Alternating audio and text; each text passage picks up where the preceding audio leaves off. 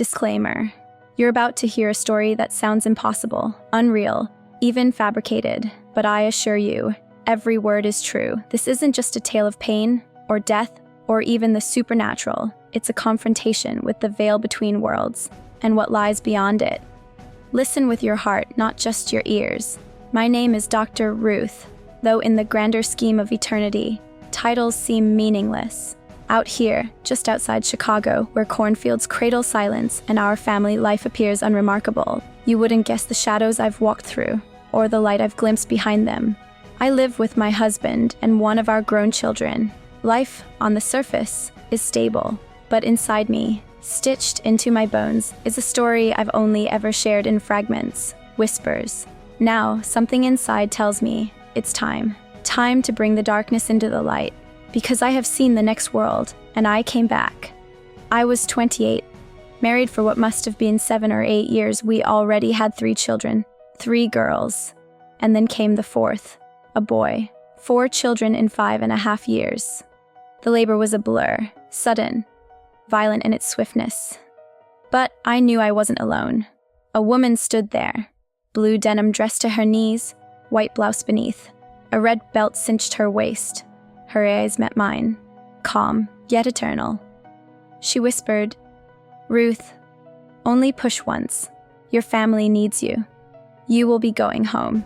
My doctor urged me to keep pushing. My husband looked at me like I'd lost my mind. "What lady?" he asked. They didn't see her. I did. She stood beneath the television, radiating serenity. I obeyed. I pushed once. My son was born. They saw nothing. I saw everything. 3 weeks passed. My migraines, lifelong tormentors, morphed into something demonic. One day, I found myself walking, almost against my will, straight into the office of a neurologist I'd never seen, Dr. Green. No appointment, just arrived. I had a dream I died. I told him. And I told my husband to blame you. Something is wrong inside my brain. He blinked, stunned. "We had a cancellation for an MRI," he said slowly. "Let's start with some oxygen therapy." The oxygen only made it worse. I remember thinking, this is it. This is the end. The MRI confirmed it. 2 aneurysms. One the size of a golf ball, another like a marble. I had just given birth, and now I was dying. It was a Thursday. They scrambled for solutions, called in specialists. No one wanted to open my skull, but the monster inside was too large. There was no other way. And then, I died. I remember the electricity of being shocked back to life. I remember floating above, staring down. 4 children. I have 4 children. I'm not supposed to be here. She was there again. The woman in the denim dress. "Don't worry, Ruth," she said gently. "You're going to make it." Then, that sound. The sound of saw against bone, grotesque, final. I shouldn't remember it. I was under, but I do. A resident's voice pierced the silence. "Hey, this is her skull. Will it still adhere?" I couldn't answer, but I heard them. I carry their work still, a jagged bumpy line where they reattached the removed piece of me. Time distorted. Sometimes I was floating. Sometimes I was with her. She asked me softly, "Do you want to see the children you lost?" I nodded. She took my hand, and then my grandmother appeared. She had died in 1992. Yet here she was, arms open, calling out, "Hazel, Hazel, look, it's your mom."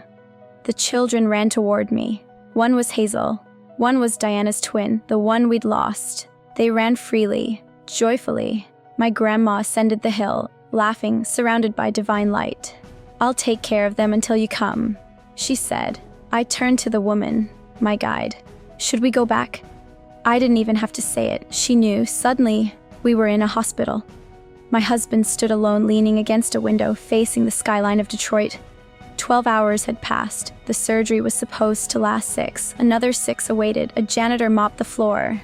"Why are you still here?" he asked. "My wife is still in surgery," my husband whispered. I cried out, "Please, someone comfort him."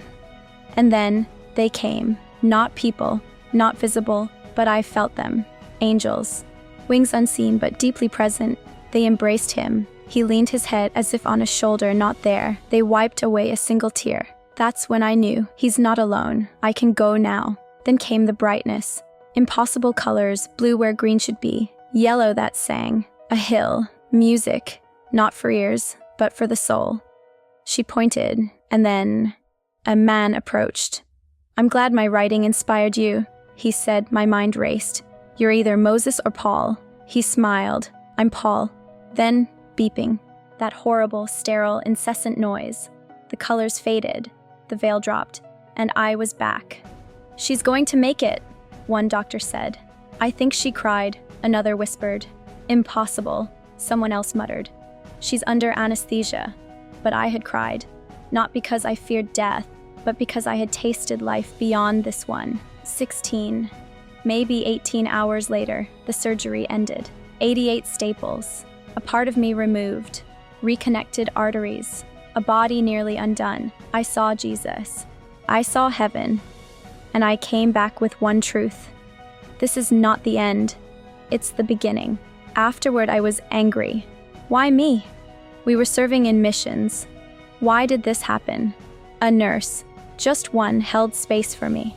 She didn't preach. She just believed in me. I fought my way back. To this day, 23 years later, I still have migraines. I still feel the cost. But I know what's waiting. Last year, on July 4th, I held my mother as she passed. She left knowing what waited for her. I had told her. My father had gone years before, whispering hymns, describing the music of heaven. He would wake up disappointed. Oh, he'd say, this isn't heaven anymore. But I know, they're there.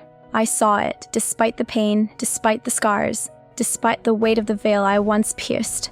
I'm here, by grace, and if you're listening, still doubting, still aching, turn your eyes upon Jesus. Look full in his wonderful face, and the things of earth, they grow strangely dim. To God be the glory. Amen. If this story touched you, leave a comment, subscribe to the channel. There are more stories like this, stories you were never meant to forget.